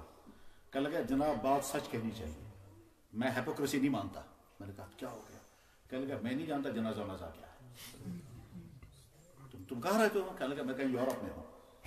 جس بیٹے کو باپ کے جنازے میں کھڑے ہونے کی توفیق نہیں مل رہی ہے اس باپ نے کمایا کیا. ٹھیک ہے بچے کو بہت پڑھا ہے, وہ بہت ہائی فائی تعلیم کر کے پہنچ گیا یورپ میں زندگی گزارنے, وہ وہاں ایش ٹس کی زندگی گزار رہا ہے, اس کو تو تمہارے جنازے میں بھی شرکت کی توفیق نہیں ملی. میرے بھائی صورتحال یہ ہے کہ ہم مسلمان جس طرح سے اپنی اسلام کی ناقدری کر رہے ہیں پڑھنے کے اعتبار سے, عمل کے اعتبار سے, پھیلانے کے اعتبار سے, ہم پڑھنے کو بھی تیار نہیں, ہم عمل کرنے کو بھی تیار نہیں. پھیلانے کی تو بات ہی نہیں, پھیلانے کا تو سوال ہی نہیں پیدا ہوتا, وہ تو بہت بات کا مسئلہ ہے. ہم تو نہ خود پڑھنے کو تیار ہیں اپنے, اور یہی صورتحال اس کا نتیجہ یہ ہے. یہاں کی بے انتہا تباہ حالت ہے, بے انتہا خراب حالت ہے جس کا آپ اندازہ نہیں کر سکیں گے. کس طرح سے یہاں کے لڑکے ڈرگس میں ڈوب رہے ہیں, کس طرح سے یہاں کے لڑکے چرس میں تباہ ہو رہے ہیں, کس طرح سے یہاں کے نوجوان لڑکے اور لڑکے فحاشی میں ڈوبے ہوئے تھے, کس طرح سے یہاں کے دفتروں میں کرپشن ہوتا ہے, کس طرح سے. ابھی مجھے سنا رہا تھا وہ راستے بھر وہ ٹیچر کہنے لگے جناب میں بڑی مشکل سے ٹیچر لگا. کیا لگا کہ ملازم لگا جناب. جب پہلی تنخواہ لینے کے لیے گیا اس نے کہا گورنمنٹ تنخواہ کے میں. اسے بڑی مشکل سے کہا میرے گھر میں تو کھاتے ہیں, میں تو ہے ہی نہیں کچھ, ہمارے پاس گھر میں کوئی سورس ہی نہیں ہے انکم کا. ٹھیک ہے اب بڑی مشکل سے اس نے منوایا تھا, پھر دوسرے کسی نے کہا نہیں آدھی تنخواہ مجھے دے دو. کہا لگا میں یہاں سے بچاؤں یا وہاں سے بچاؤں, کہاں سے. یہ کرپشن میں ڈوبا ہوا سماج آخر کس کی. جب قرآن سے دور ہو گئے, دین سے دور ہو گئے تو نتائج یہی ہے. میرے بھائی قرآن کی اس مجلس میں ہم عہد کریں گے انشاءاللہ جنہوں نے قرآن نہیں پڑھا ہوگا ضرور پڑھیں, اور اگر میں نے گجرت میں کہتے ہیں کہ میں بھی پڑھے تھے. میرے بھائی عذر یہ کافی نہیں ہے. تمام صحابہ کرام کی سوانح حیات پڑھے, اکثریت بوڑھاپے میں. ابو بکر صدیق بوڑھے تھے, عمر فاروق بوڑھے تھے, 40 سال سے زیادہ عمر ہیں. جب جناب رسول اکرم صلی اللہ علیہ وسلم کی نبوت شروع ہوئی ہے, آپ کے ہم عمر ہیں حضرت ابو بکر, آپ کے ہم عمر ہیں حضرت عمر ابن خطاب, آپ کے ہم عمر ہیں حضرت سعد ابن عبادہ, آپ کے ہم عمر ہیں حضرت عبادہ ابن سامی, آپ کے ہم عمر ہیں ابو طلحہ انصاری.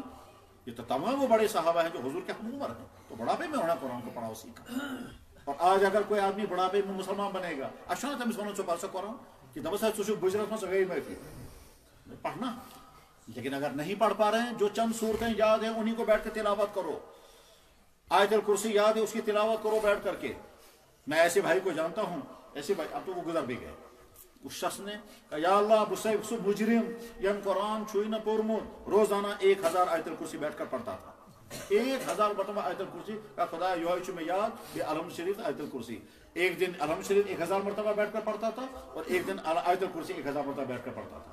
پھر تیسرے دن کبھی کبھی کہتا تھا 3000 مرتبہ قل واللہ شریف پڑھتا تھا. کبھی کیا کرو تری چیزیں بس دوبارہ پڑھنے کی کوشش. اور جن کو قرآن پڑھنا آتا ہے وہ تلاوت کا اہتمام کریں, تلاوت کا روٹین بنائیں. تلاوت کا روٹین کیسا ہے کہ تلاوت کا روٹین صحابہ کرام تو ایک منزل روز پڑھتے تھے, ایک ہفتے میں ایک قرآن پڑھتے تھے. اگر اتنا نہیں تو کم سے کم ایک مہینے میں ایک قرآن ہو جانا چاہیے.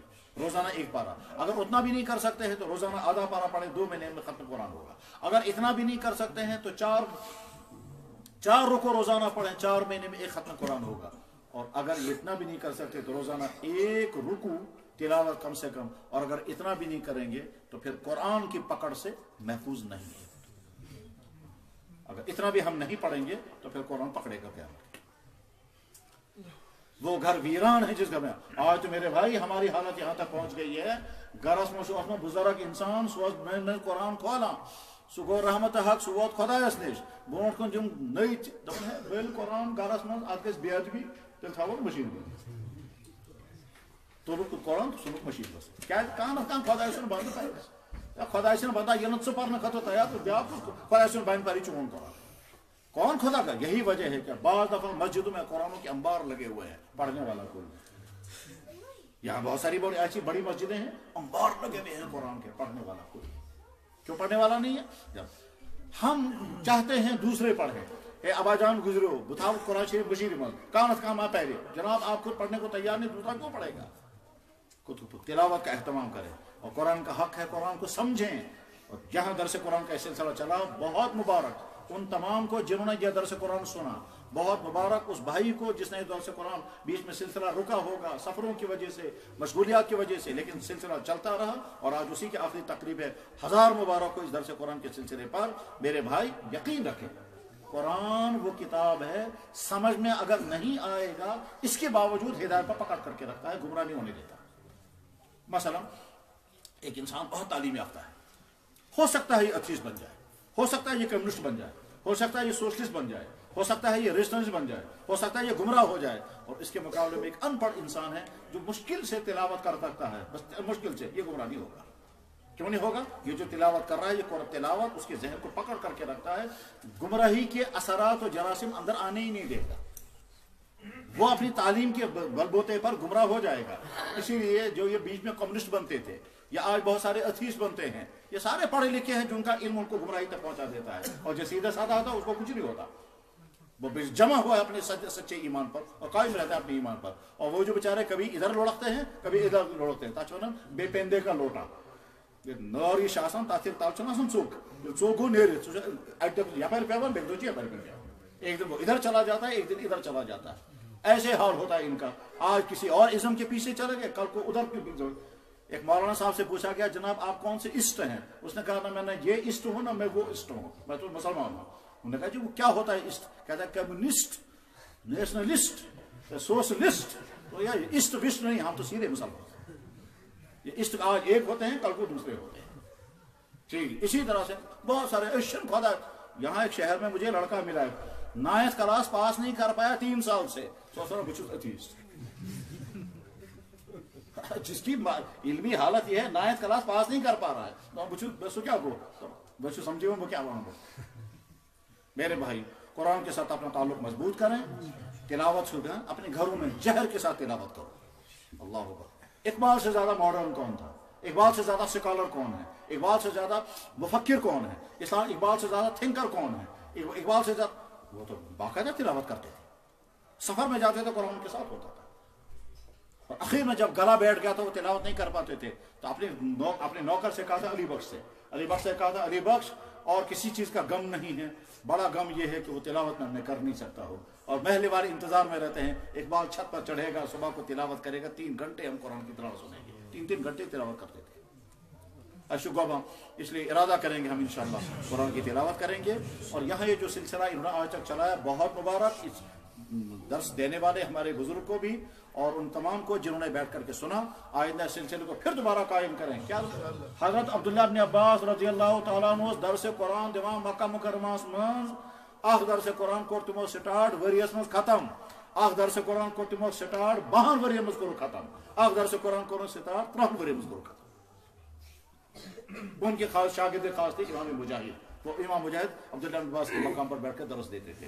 तो कुरान की तिलावत, कुरान का फहम, उसके लिए तफसीरें पढ़ें, उस पर कुरान पर अमल करें और कुरान की तबलीग। किसी को हमारे सामने सवाल परसों मुझे एक साहब ने सवाल कर रहा था, क्या लगा जी एक साहब कलमा पढ़ना चाहते हैं मगर वो ये कहते हैं मुझे पहले कुरान पढ़ने के लिए दे दो। बकास जमाई मस्जिद तमिस कुरान मतलब बस या को अंग्रेजी मस्जिद याद कर हिंदी पर कुरान तो पता अगर अल्लाह ताला बात खोज तो कैसे। आखिर में फिर वो मुबारकबाद पेश करके इस मजलिस को ख़त्म करते हैं। वक्त काफ़ी हो चुका है मेरे भाई। खुलासा इतना है कि हम इस मजलिस से ये पैगाम लेकर उठे कि नंबर 1 कुरान के साथ अपने आप को जोड़ेंगे, कुरान की तिलावत करेंगे और तरतीब के साथ तिलावत करेंगे। अभी रमज़ान आ रहा है, शौक के साथ तिलावत करेंगे।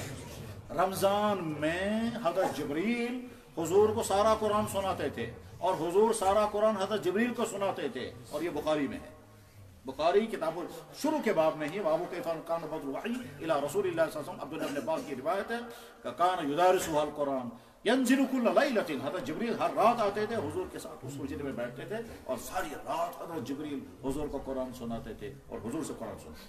और जो आखिरी साल हुजूर का था उस साल हज़रत जिब्रील ने 2 मरतबा कुरान सुनाया, 2 मरतबा सुना। तो रमजान में खुद तिलावत करें और उसके बाद जब मौका हो फाहमे कुरान के लिए तफसीरों का मुताला करें और पढ़ते पढ़ते अगर कहीं अटक जाएं, परेशान हो जाएं तो किसी से पूछें। और अगर कुरान की तफसीर का मजा आ गया जनाब, फिर दुनिया का कोई लिटरेचर इतना मजेदार नहीं। अगर समझ में आने लगे, अल्लाह अकबर। जिन्होंने साइंस पढ़ी होगी वो जब कुरान की साइंसी आयतें पढ़ते हैं अश अश करते हैं। दुनिया का सबसे मशहूर गायनाकोलॉजिस्ट कौन था? उसका नाम है डॉक्टर विलियम किथमूर। ठीक, वो लंदन यहाँ जिद्दा के कॉन्फ्रेंस में खड़े होकर ऐलान करता है, मुसलमानों तुम्हारी इस किताब में बच्चे के पैदा होने के मुतालिक जो कुछ लिखा है हमारी पिछली 3000 साल की तारीख इतना ही बताती, उससे आगे कुछ नहीं बताती। मेरी गवाही है तुम्हारा कुरान सच्चा। किथमूर अंग्रेज सुच ऐलान कर रहा है तुम्हारी किताब सच्ची है, सच्चा कुरान। साइंसी थ्योरियां नहीं आएंगी। उसके बाद जब कुरान पढ़ता है तो आदमी हैरान होता है। कुरान तो 1500 साल पहले वही कह चुका है। बादलों के मुताबिक कुरान ने जो कहा आज की साइंस वही कहती है। पानी के मुताबिक कुरान ने जो कहा आज की साइंस वही कहती है। सूरज की हीटिंग के बारे में कुरान ने कहा आज की साइंस वही कहती है। बी साइंस शहद की मक्खी के मुताबिक कुरान ने जो कुछ कहा आज की साइंस वही कहती है। हत्ता कि जनाब रसूल अकरम सल्लल्लाहु अलैहि वसल्लम क्या फरमाया, अगर किसी के खाने में मक्खी गिर जाए उसको डबो दो। एक पर के नीचे शिफा, एक का पर के नीचे बीमारी है, दूसरे पर के नीचे शिफा है। यह हदीस है। ठीक, आज की साइंस क्या कहती है? मक्खी के एक पर के नीचे 6 लाख बैक्टीरिया और दूसरे पर के नीचे एंटी बैक्टीरिया। तो अल्लाह के नबी ने 1400 साल पहले बात फरमाई। आपने उस वक्त के लैंग्वेज में बात इरशाद फरमाई। उस वक्त की लैंग्वेज क्या थी? उस वक्त की लैंग्वेज थी शिफा, बीमारी। अगर उस वक्त आप फरमाते बैक्टीरिया तो वो लोग कहते जनाब ये बैक्टीरिया क्या चीज होती है, तो उनको समझ में नहीं आता। तो इसलिए आप अलैहिस्सलाम ने उस वक्त की जुबान इस्तेमाल की, वो वाली जुबान जो आज भी फिट हो रही है। ठीक, बीमार बनते हो या बैक्टीरिया बनते हो, कोई आपको कुरान की बात है। कुरान पढ़ना सीखें और जो पढ़ रहे हैं उनको बहुत मुबारक, जो तिलावत कर रहे हैं उनको बहुत मुबारक। आइंदा इस सिलसिला फिर कायम रहना चाहिए, फिर जारी रहना चाहिए। तालीम कुरान, तिलावत कुरान, फहम कुरान, अमल कुरान और तबलीग कुरान। कुरान की ये 5 अमली हुकूक हैं और फिक्री हुकूक हैं। अज़मत कुरान, ईमान कुरान, ईमान कुरान, मोहब्बत कुरान और इशाअत कुरान का अज़्म कुरान। ये 5 मानवी हुकूक हैं और 5 उसके अमली हुकूक हैं। अल्लाह इन हुकूक पर हमें कायम दायम फरमाए। व आखिरु दावाना अनिल हम्दुलिल्लाहि रब्बिल आलमीन बिरहमतिका या अरहमर राहिमीन।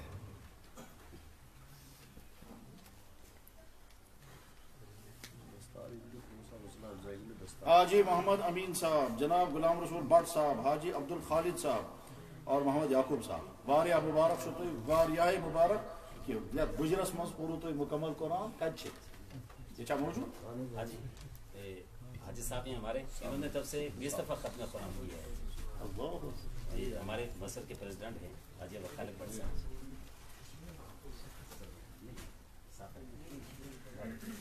ये अब्दुल खालिद भट्ट है, अब्दुल खालिद भट्ट, अब्दुल खालिद होगा, खालिद हाजी साहब तशरीफ लाइए। अब्दुल खालिद नहीं, अब्दुल अजीज साहब। हाजी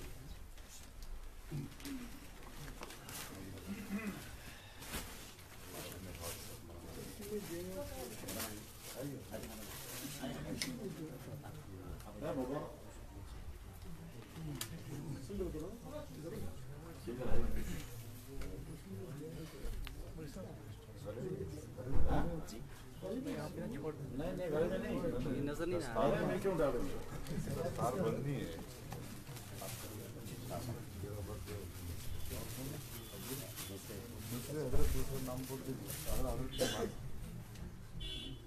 गुलाम रसूल साहब। हाजी गुलाम रसूल साहब जी, आप यहाँ से था? गुलाम रसूल साहब इन्होंने अच्छा हाजी फरमाया अभी तक नहीं 8 दफा खत्म गए हम तो अल्लाह बना दे हाजी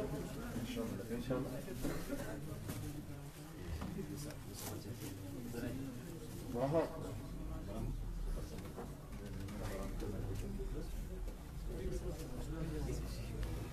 ये उस साइड खड़े हो जाते हैं ना। अच्छा ये हाँ इनके लिए गुनाह ही है जी।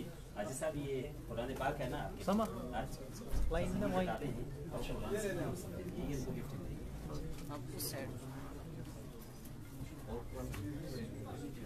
हाँ माशाल्लाह ये हाजी अब्दुल खालिक हो गया जी हो गया उनका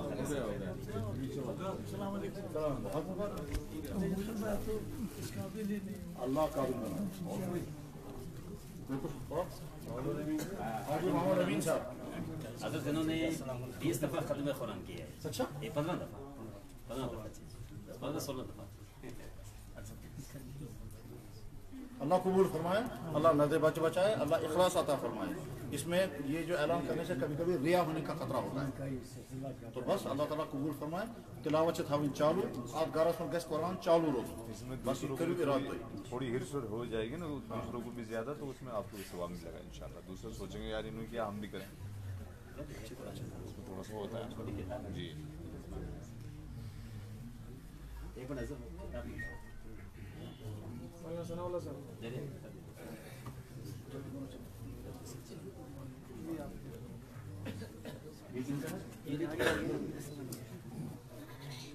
और मोहम्मद याकूब साहब मोहम्मद याकूब इन्होंने 8 दफा खत्म कुरान किया। अच्छा अल्लाह कबूल फरमाए।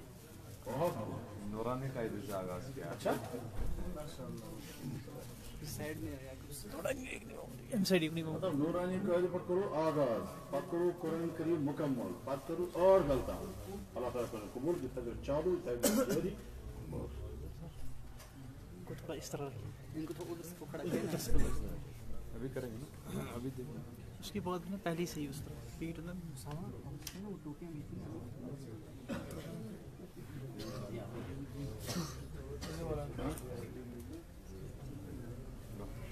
इधर थोड़ा सा ऐसे कर लीजिए, इधर आपको हाजी मोहम्मद मखबूल पैसा साहब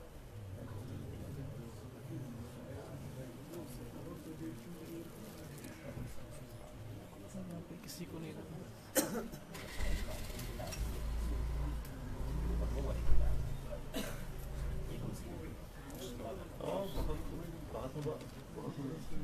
इन्होंने बैठ के जी माशाल्लाह पूरा तरह से शुरू से आखिर तक पूरा सुना है। सेहत ठीक नहीं बेचारों की। अल्लाह से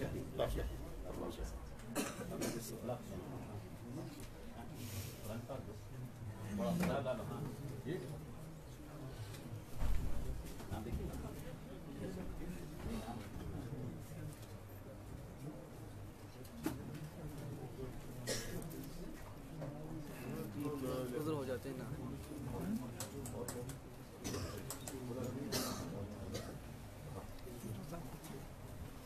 अच्छा उसे है कि मुश्ताक अहमद साहब ग्राम मुश्ताक साहब जी मुश्ताक साहब आए हैं। मुश्ताक साहब बैठ जाते ठीक है। हाँ शौकत साहब जल्दी से बता ये कुरान पाक की किताब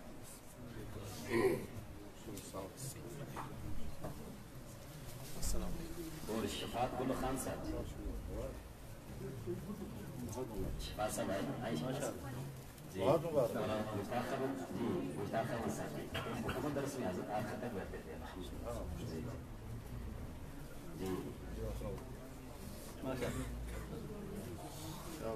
जी शफात गुल साहब अब्दुल मजीद भट्ट साहब हाजी अब्दुल मजीद भट्ट साहब जी और मोहम्मद शफी साहब। उसके बाद है मोहम्मद शफीक साहब। शफीक साहब तो आई के गए हैं, किसी के निकाह की मजलिस थी यूसुफ साहब के भाई हैं जी, फारूक अहमद साहब,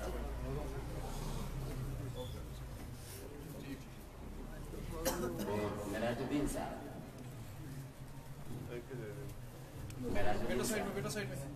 और हसीबुर रहमान साहब, हाँ मोहम्मद शफीक साहब आ गए। अच्छा फारूक साहब जी फारूक साहब, बहुत मुबारक, शफीक साहब बहुत मुबारक। ये हसीबुर रहमान साहब के वाले साहब हैं। मेरा सामने ये हसीब साहब के लिए, हाँ और ये शफीक साहब, ये शफीक साहब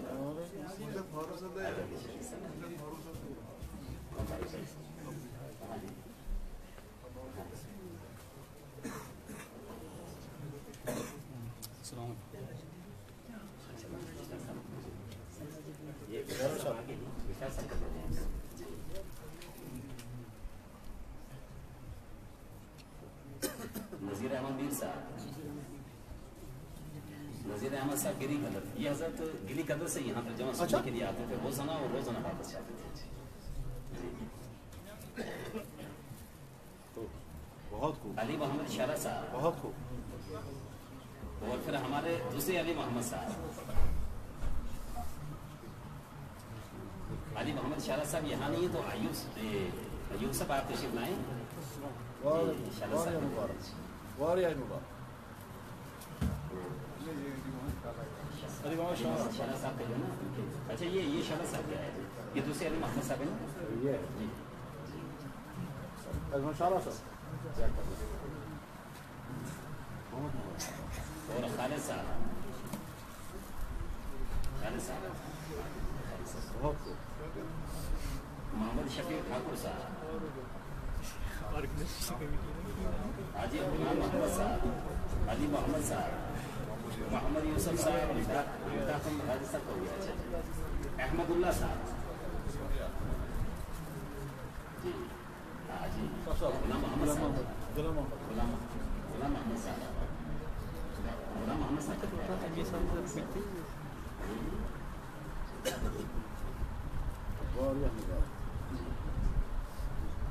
अहमदुल्ला साहब जी, ये मोहम्मद शफी साहब ठाकुर।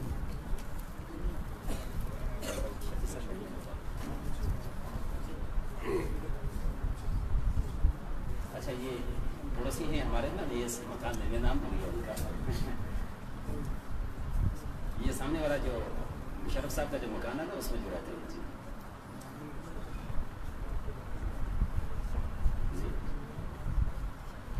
और कदीमी साहब के जो बड़े बड़े होते हैं वो कहाँ हैं? गुलाम मोहम्मद कदीमी साहब, वो भी यहाँ आ जाए। और अब्दुल रशीद साहब,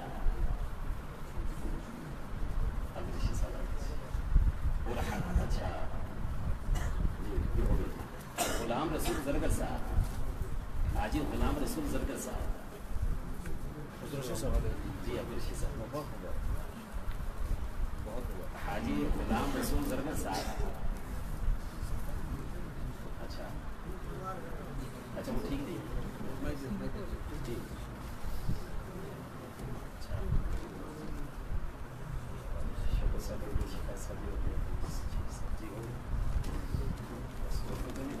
वो अहमदुल्ला साहब नहीं आए ना, अहमदुल्ला साहब कहाँ हैं जी? उसको पता है कि आप ले लेंगे, ठीक है।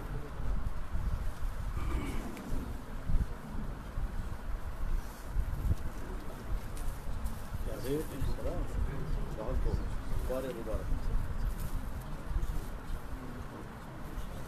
मोहम्मद यूसुफ साहब,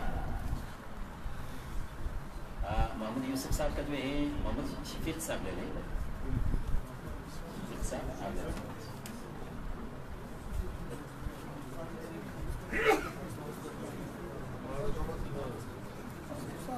फारूक अहमद खान साहब,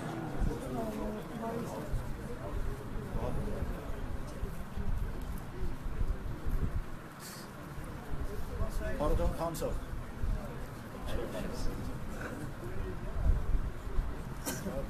फारूक साहब बहुत खूब। और कोई देंगे हाजी साहब, फारूक साहब, ये तो नहीं फारूक साहब, मोहम्मद यूसुफ साहब ऊपर हैं। मोहम्मद यूसुफ साहब ऊपर बैठे हैं, नीचे आ जाएं। अच्छा, हमारे मदरसे के छोटे से 11 साल जिनकी उम्र है और वो 29 पारे के हाफिज हैं। छोटे से 11 साल की उम्र है और स्कूल में किसी क्लास में पढ़ रहे हैं। आ जाओ।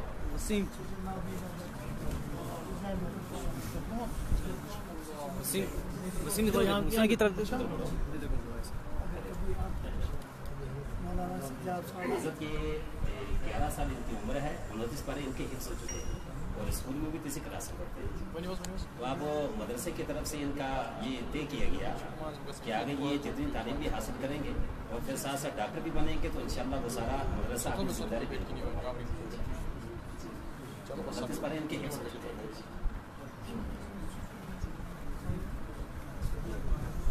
لازما جيش النواب لازما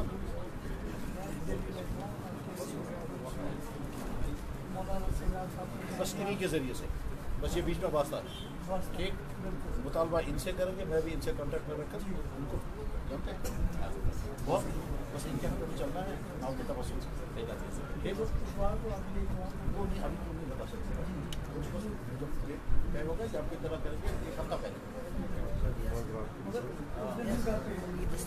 جب آپ سے بات کریں گے فلاں دن مناسب ہے جب آپ کہیں گے ہاں مناسب ہے تو آپ کریں گے تب ابھی کرنے بند ہوگی فنش میں اٹھ لگاؤں مائک اچھا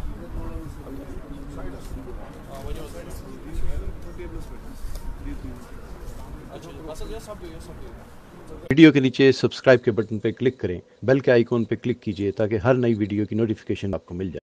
ہے علماء دیوبند، اسلام کے غمخوار ہے علماء دیوبند، آقا کے وفادار ہے علماء